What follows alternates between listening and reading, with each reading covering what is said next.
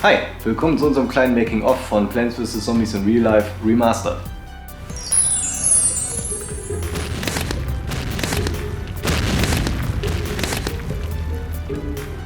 Das war das erste Mal, dass ich nicht mit anderen Schauspielern interagieren musste.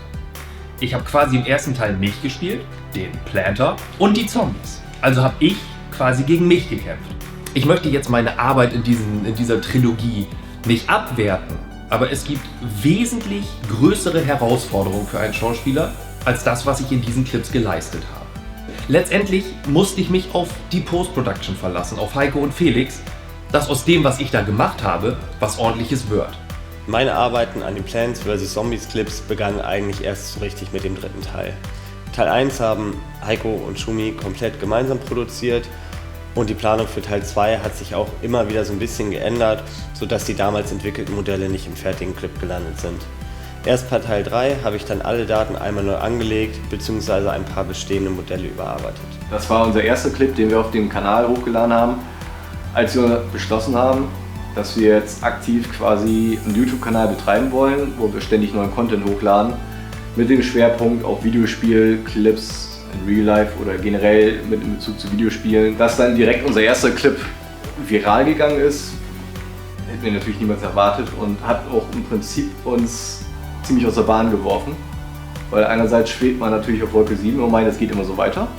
Andererseits hat sich dadurch ziemlich früh entschieden, was die Zielgruppe von unserem Kanal ist. Plants vs. Zombies ist ein ganz, ganz besonderes Kapitel in der Hassfilms-Geschichte. Es ist wohl oder übel unser YouTube-Headliner. Lässt sich ja nicht bestreiten. Deswegen ist für uns das ganze Thema auch so ein bisschen ein zweischneidiges Schwert, weil einerseits wissen wir, das Thema funktioniert auf unserem Kanal. Wir wissen, wir haben auf unserem Kanal eine Fanbase unter unseren Abonnenten, die eigentlich nur für Plants vs. Zombies unseren Kanal abonniert hat und man merkt es auch stark an den View-Zahlen unserer anderen Sachen, die nichts mit Plants vs. Zombies zu tun haben. Auf der einen Seite haben wir halt schon viele Clips dazu produziert und das Thema total ausgelutscht, aber auf der anderen Seite gehört Plants vs. Zombies absolut zu unserem Videoportfolio, wofür uns halt auch viele Fans mögen. Denn bei Plants vs. Zombies ist es ja so, ein Plot ist vorgeschrieben. Die Leute vom PopCap haben sich daher was bei gedacht. Wir können da nicht eigene Monster einfließen lassen oder können da noch andere Charaktere reinbringen. Es ist einfach an der Zeit, wieder das zu machen oder was Neues zu machen, wo man richtig Bock drauf hat. Wir können eben auch nicht leugnen, dass es eben auch der Historie unseres Kanals entwachsen ist und dass es eben auch Fans dafür gibt und dass diese Clips eben auch funktionieren und auch auf großen Zuspruch treffen. Das, was mich ein bisschen gestört hat, ist, ich habe in der ganzen Trilogie ein Wort. Yeah! Jeder hört, dass wir Deutsche sind, die Englisch sprechen. Was natürlich komisch rüberkommt. Wir hatten ja auf andere Clips auch die Resonanz. Ah, they're Germans. Und wir wollten halt bei dieser Serie nicht in diese Sparte gesteckt werden. Wir wollten das für alle machen. Hat ja auch geklappt.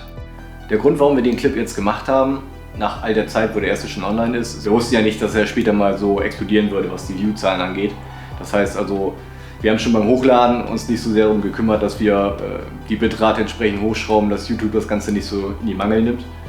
Wir haben uns beim Grading ehrlich gesagt nicht allzu viel gedacht. Wir haben damals Magic Bullet Lux benutzt, haben da einfach schön viel Orange reingedreht, eine ziemlich krasse Vignette draufgesetzt und haben im Prinzip, irgendwas produziert, ist hochgeladen und uns erstmal nicht viel dabei gedacht. Ich glaube, hätten wir das damals schon gewusst und hätten wir gewusst, wo die Sache mal hinführt, hätten wir wahrscheinlich auch bei dem Clip ein bisschen anders gearbeitet, den Look anders gestaltet im Hinblick auf dessen, was danach kam. Und haben wir aber nicht, wussten wir nicht, war so ein purer Zufall, glücklicher Umstand.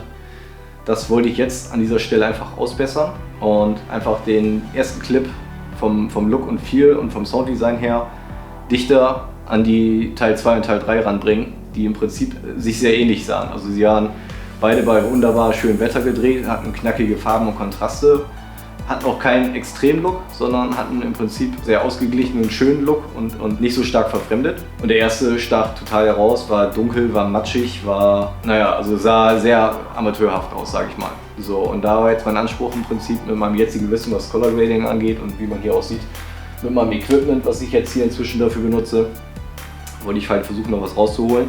Und in dem Zuge haben wir uns dann noch dazu entschieden, die 3D-Models der Pflanzen zu ersetzen.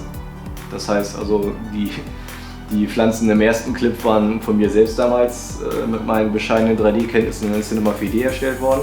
In Teil 3 hat Felix das Ganze ja dann gemacht und Felix hat, was das angeht, deutlich mehr Ahnung als ich und deutlich mehr Talent als ich.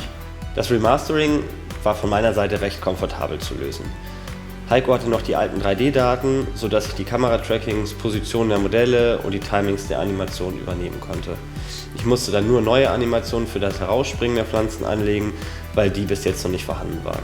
Ich konnte sogar die vorgerenderten Animationen der Pflanzen aus der Total, wo die Pflanzen gegen die Zombies quasi nachher kämpfen, wie es im Spiel ist, die haben wir ja im ersten und im dritten Clip gehabt. Und im dritten Clip die Pflanzen hatte ich quasi, ich habe diese Totale komplett in After Effects zusammengebaut und nicht mehr in 3D, einfach um auch Ressourcen zu sparen.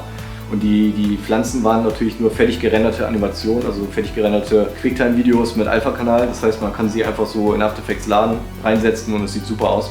Und die Ironie ist halt, dass die Pflanzen, so wie sie sind, von der Perspektive her noch passen, dass ich sie jetzt im ersten Clip quasi anstelle der alten Pflanzen setzen konnte, ohne dass wir hier nochmal alles neu rendern mussten. Aufgrund der deutlich höheren Modell- und Beleuchtungsqualität ist der Renderaufwand auch ein Stückchen gewachsen. Um jetzt nicht zu viel Zeit dabei zu verlieren, nutzen wir den Team-Render, der uns ermöglicht, mehrere Rechner zusammenzuschließen und so können wir sogar einen Laptop eigentlich gut in die Arbeit einspannen. Zombies werden ja im ersten Clip von Patrick selber gespielt auch. Das Übliche halt. Die Zombie-Köpfe haben wir später dann in 2D und 3D drüber getrackt. Allerdings sieht man halt Schumis Hände, teilweise sieht man den Hals und man sieht sein hochgekrempeltes Hosenbein, da sieht man halt auch seine nackte Haut. Mit einer alten Version von Colorista habe ich das Ganze damals grün eingefärbt.